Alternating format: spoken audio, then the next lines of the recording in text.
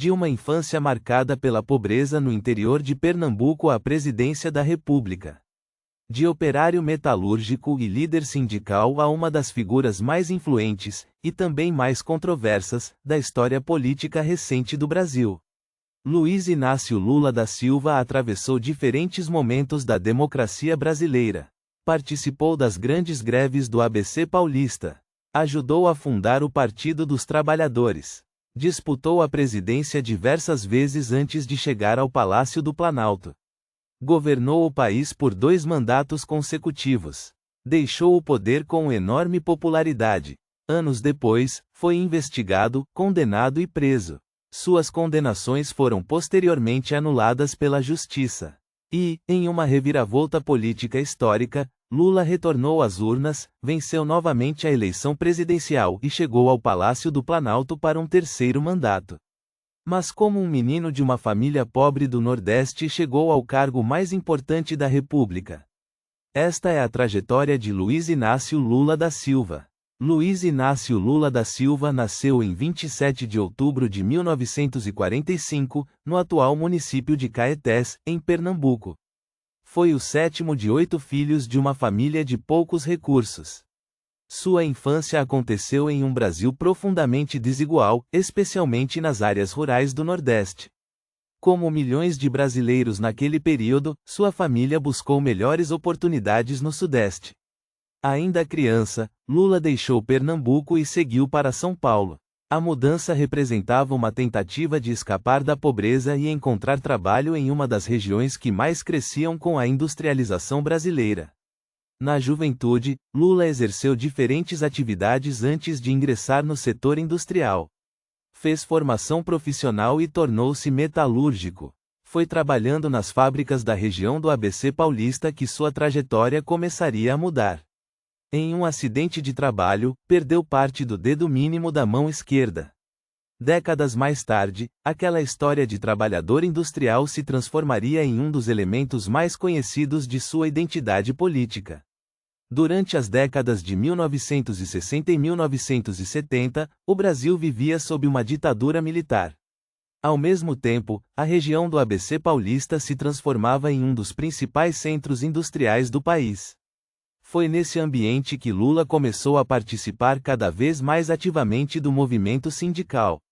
Em 1975, tornou-se presidente do Sindicato dos Metalúrgicos de São Bernardo do Campo e Diadema. Poucos anos depois, grandes mobilizações operárias colocariam seu nome no cenário nacional. Entre o final da década de 1970 e o início dos anos 1980, metalúrgicos do ABC organizaram algumas das maiores greves daquele período. Os trabalhadores reivindicavam principalmente melhores salários e condições de trabalho.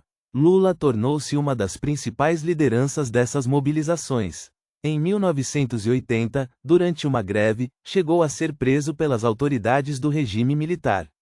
Aquele metalúrgico, até então conhecido principalmente dentro do movimento sindical, começava a se transformar em um personagem da política nacional.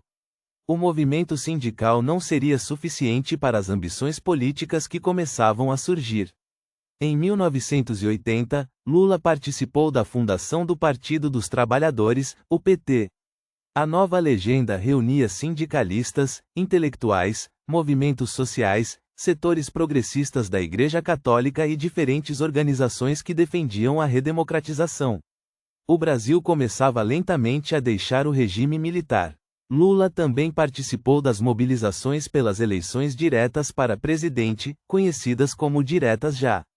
Em 1986, foi eleito deputado federal por São Paulo. Como parlamentar, participou da Assembleia Nacional Constituinte responsável pela elaboração da Constituição de 1988.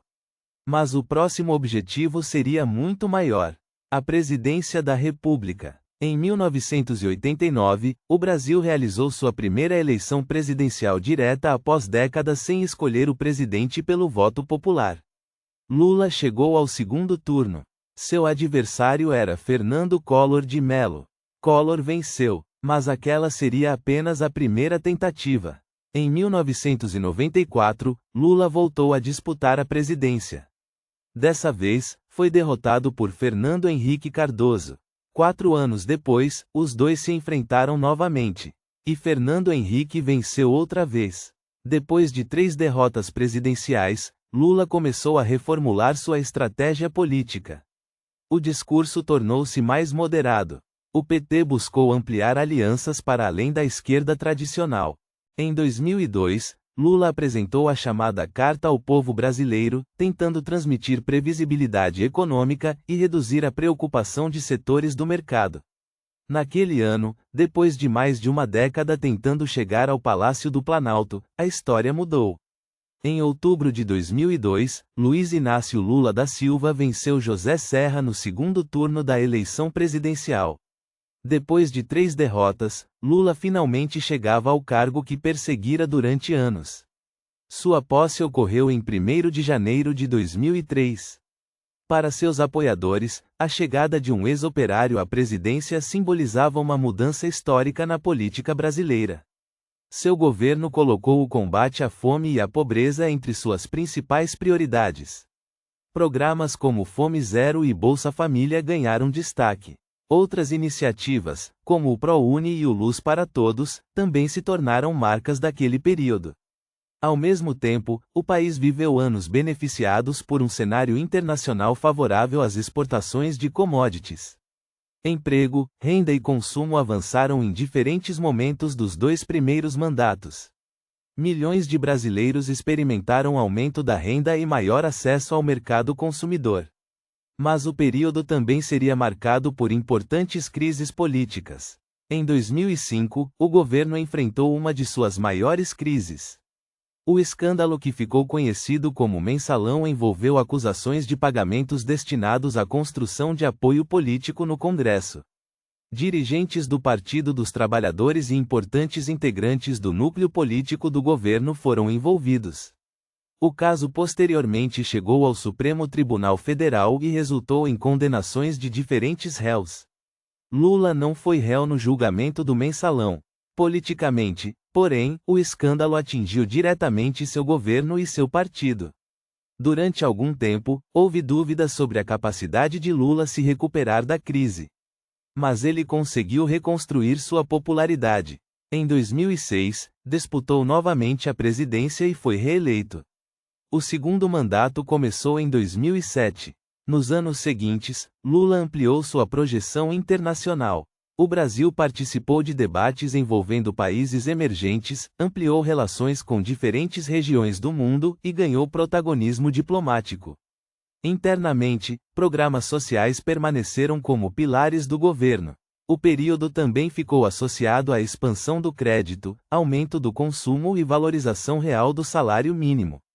Em 2008, a crise financeira internacional atingiu diversas economias. O Brasil também sentiu seus efeitos, mas retomou o crescimento posteriormente.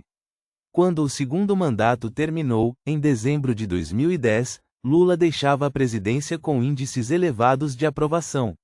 Sem poder disputar um terceiro mandato consecutivo, apoiou Dilma Rousseff. Ela venceu a eleição presidencial de 2010. Parecia o início de uma nova fase. Mas os acontecimentos dos anos seguintes mudariam completamente a trajetória política de Lula. A partir de 2014, a Operação Lava Jato revelou um amplo esquema de corrupção envolvendo a Petrobras, empreiteiras, empresários e políticos de diferentes partidos. Lula também passou a ser investigado. Em 2017, foi condenado pelo então juiz federal Sérgio Moro no processo relacionado ao apartamento triplex no Guarujá. A condenação foi posteriormente confirmada em segunda instância. Em abril de 2018, Lula foi preso. Naquele momento, liderava pesquisas de intenção de voto para a eleição presidencial daquele ano, mas sua candidatura acabou impedida pela Justiça Eleitoral. Lula permaneceu preso por 580 dias. Foi libertado em novembro de 2019 depois de uma mudança no entendimento do Supremo Tribunal Federal sobre o início do cumprimento da pena antes do trânsito em julgado. Mas a maior mudança jurídica ainda aconteceria posteriormente. Em 2021, aconteceu uma reviravolta jurídica decisiva. O Supremo Tribunal Federal confirmou a anulação das condenações de Lula relacionadas aos processos julgados pela Justiça Federal de Curitiba. A decisão considerou que aquela vara federal não tinha competência para julgar os casos. Com a anulação, Lula recuperou seus direitos políticos. É importante fazer uma distinção jurídica. A anulação das condenações não representou uma declaração judicial de inocência baseada em uma nova análise completa das provas. As decisões anteriores deixaram de produzir efeitos porque os processos haviam sido conduzidos por um juízo considerado incompetente para julgá-los. Em outro julgamento relacionado ao caso do Triplex, o Supremo também reconheceu a parcialidade do então juiz Sérgio Moro. Depois de ter passado a eleição de 2018 fora da disputa, Lula estava novamente autorizado a concorrer à presidência. Em 2022, Lula voltou a disputar a presidência da República. Seu principal adversário era o então presidente Jair Bolsonaro. O país chegou à eleição profundamente polarizado. No primeiro turno, nenhum candidato alcançou a maioria necessária. Lula e Bolsonaro avançaram para o segundo turno. Em 30 de outubro de 2022, mais de 118 milhões de votos válidos foram registrados na disputa. Lula venceu com aproximadamente 50,9% dos votos válidos. Bolsonaro recebeu cerca de 49,1%. Foi uma das disputas presidenciais mais equilibradas da história brasileira. 20 anos depois de sua primeira vitória presidencial, Luiz Inácio Lula da Silva estava novamente eleito presidente da República. E, pela primeira vez na história brasileira, uma pessoa seria eleita pelo voto popular para exercer um terceiro mandato presidencial. Em 1º de janeiro de 2023, Lula subiu novamente a rampa do Palácio do Planalto. 2 décadas haviam se passado desde sua primeira posse. O cenário, porém, era completamente diferente. O Brasil estava mais polarizado politicamente. As redes sociais haviam transformado a comunicação pública. E questões econômicas, ambientais e institucionais estavam no centro do debate nacional. Logo no início do novo governo, em 8 de janeiro de 2023, manifestantes invadiram e depredaram as sedes dos 3 poderes, em Brasília. O episódio tornou-se uma das principais crises institucionais do início do terceiro mandato. O governo Lula também retomou programas sociais, colocou o combate à fome novamente entre suas prioridades e buscou ampliar a presença internacional do Brasil. Questões como crescimento econômico, responsabilidade fiscal, desigualdade, proteção da Amazônia, relações internacionais e segurança pública passaram a integrar os principais debates de seu governo. Em agosto de 2026, Lula exerce seu terceiro mandato como presidente do Brasil. E continua sendo um dos personagens centrais da política brasileira. Poucos políticos brasileiros despertam sentimentos tão diferentes quanto Luiz Inácio Lula da Silva. Para seus apoiadores, Lula representa a ascensão de um trabalhador pobre à presidência e um período marcado pela ampliação de políticas sociais, crescimento da renda e maior inclusão de milhões de brasileiros. Para seus críticos, sua trajetória também está associada aos grandes escândalos de corrupção envolvendo governos do PT, a decisões econômicas e políticas contestadas e ao aprofundamento de divisões ideológicas no país. Sua prisão, a posterior anulação das condenações e seu retorno ao Palácio do Planalto adicionaram capítulos ainda mais incomuns à sua história. O menino que deixou Pernambuco. O operário do ABC. O líder sindical. O fundador de um partido. O candidato derrotado 3 vezes. O presidente eleito em 2002.